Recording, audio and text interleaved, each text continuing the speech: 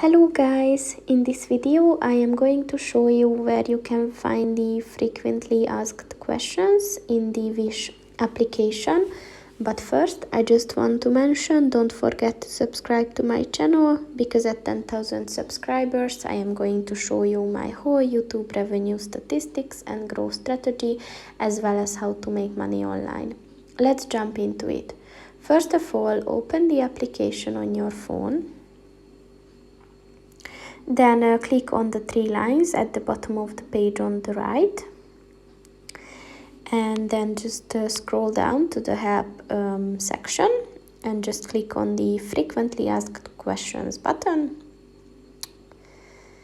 And here you can see there are several categories that you can choose from. So for example, click on promotions.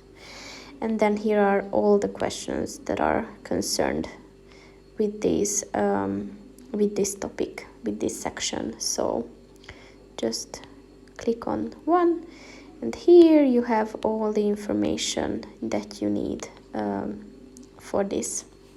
So that's pretty much it for this video, guys. See you in the next one. Goodbye.